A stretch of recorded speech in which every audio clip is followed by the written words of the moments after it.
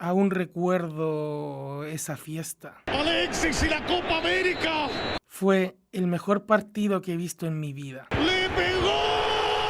Todo comenzó el 28 de junio de 2014 en el Estadio Mineirao de Belo Horizonte, en Brasil. La selección chilena de fútbol se enfrentaba a los anfitriones por los octavos de final de la Copa del Mundo. Misma instancia en la que habían estado 4 años atrás, y 12 años atrás, y 52 años atrás.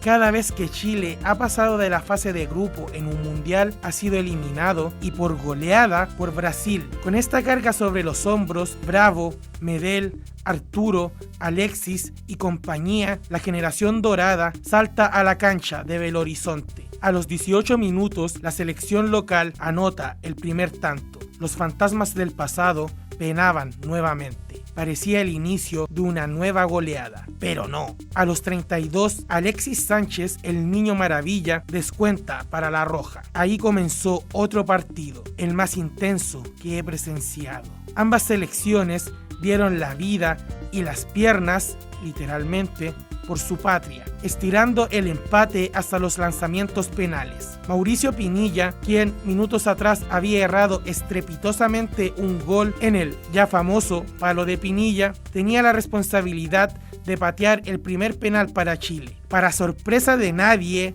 se lo atajaron. ¡Una, weón! ¡Una te pedía, weón! La Roja quedó eliminada por penales. Aún así, a diferencia del pasado, esta vez no fue perdiendo miserablemente, sino que peleándola hasta el final, teniendo sobre las cuerdas a una Brasil que jugaba de local. Ese día, los jugadores prometieron una cosa, que serían campeones de la Copa América que se jugaría en Chile al año siguiente. En 1962, la selección chilena se hizo con la medalla de bronce en aquella edición de la Copa Mundial de Fútbol en que jugaron de local, lo que marcaba un precedente. A la localía se le tenía que sacar provecho. En el mismo estadio en que la Roja venció a Yugoslavia por el tercer lugar del Mundial, ahora, 53 años después, la generación dorada abría los fuegos de la competición continental, enfrentando a su par de Ecuador. El partido, no exento de complicaciones, terminó con una victoria 2-0 para la Roja, con goles de Arturo Vidal y Eduardo Vargas. ¡Anotó Turboman para Chile! Su segundo partido fue ante la selección mexicana, que traía en su mayoría a jugadores sub-23. En el papel, un partido sencillo, pero no fue así. Chile partió perdiendo en el minuto 21, un balde de agua fría que despertó de golpe a la Roja, y empataron al minuto siguiente con gol de Arturo Vidal. Parecía que la Roja se había enchufado, pero no. 7 minutos después, México se vuelve a poner en ventaja, la cual se extendió hasta el minuto 42, cuando Eduardo Vargas puso el 2-2 con el que la selección chilena se fue al descanso. En el segundo tiempo, a los 55, Vidal emboca su segundo personal que ponía a la Roja un gol arriba. Ventaja que se rompió 11 minutos después. El partido más fácil en el papel terminó con un empate 3-3 y sembraba algunas dudas. Lo que sí que no estaba en dudas era que el mejor jugador del momento era el King Arturo, goleador del equipo con 3 goles en 2 partidos, que venía de una gran temporada en Europa y con un inmenso hambre de triunfo. ¿Qué podría mal ir sal?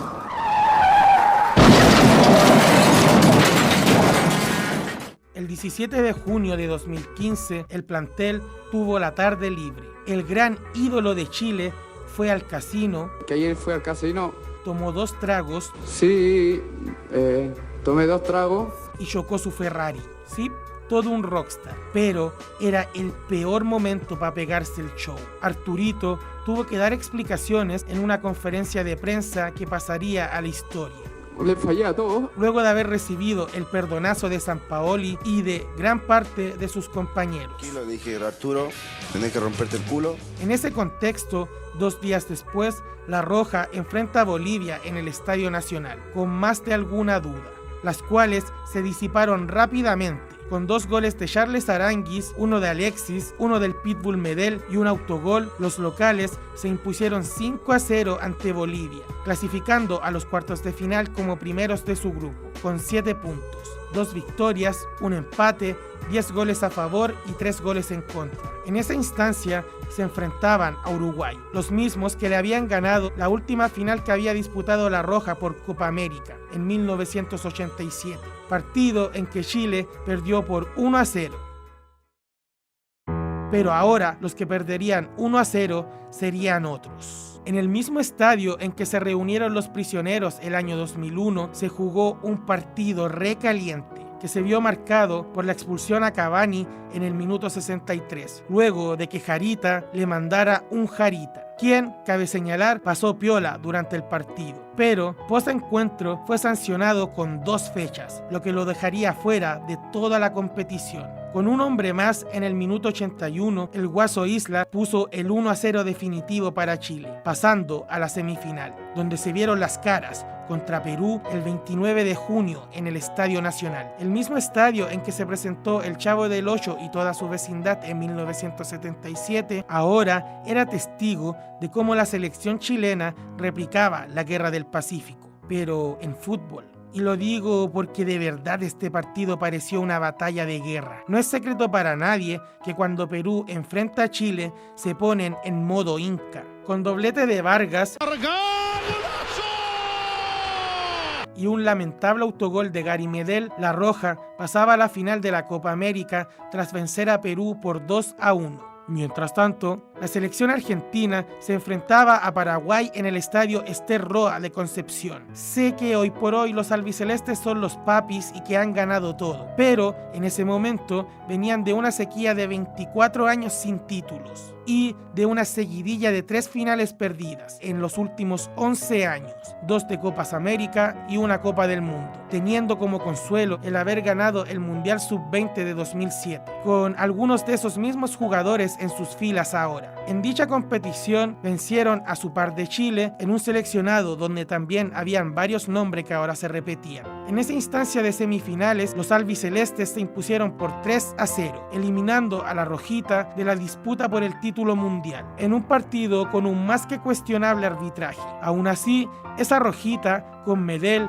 Isla, Vidal y Sánchez, se hicieron con la medalla de bronce del certamen, dando así por inaugurada a la generación dorada. Pero volvamos al 2015. Leo Messi, el mejor jugador del mundo, tenía la presión de no haber ganado nada con su selección. La afición lo tildaba de pecho frío. En ese contexto, el 30 de junio de 2015, en el mismo estadio en el que años después se reunirían a tocar los Bunkers y los Tres, Messi no hizo ninguno de los 6 goles que le dieron la victoria a Argentina, con un único descuento del gran Lucas Barrio, dejando un contundente 6-1. Que llevó a Argentina a enfrentar a Chile en la final.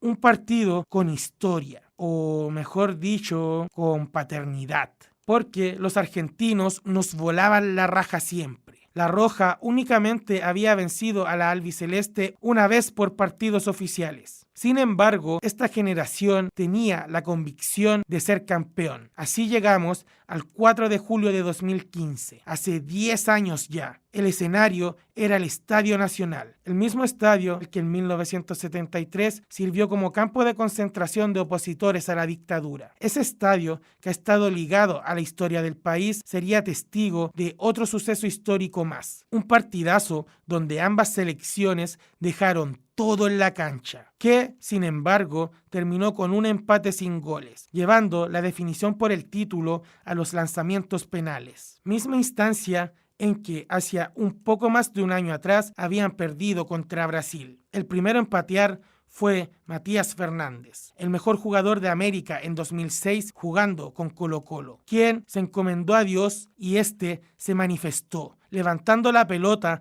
hacia un ángulo imposible de llegar para cualquier mortal. Leo Messi puso el 1-1 para Argentina, batiendo a su entonces compañero del Barcelona, Claudio Bravo, que, spoiler, será el único gol de Argentina. Arturo Vidal fue el segundo pateador de La Roja, quien termina de redimirse de su condoro con un gol que casi le atajaron, pero que fue un gol al fin y al cabo. Higuaín intentaría imitar el golazo de Matías Fernández, fallando miserablemente. Era el turno de Charles Mariano Aránguiz, campeón de la Copa Sudamericana con la U en 2011, y no arrugó. El marcador estaba 3-1. Vanegas pateó el tercero de la albiceleste, disparo que fue atajado por nuestro capitán, Claudio Bravo, dejándole la responsabilidad a Alexis Sánchez de convertir a Chile en campeón de América. Alexis, el niño maravilla, el niño símbolo de esta generación, le canchereó a los cancheros. Alexis y la Copa América le pegó. Anotando para Chile el 4-1 definitivo, que coronó a La Roja por primera vez en 99 años como campeón de la Copa América.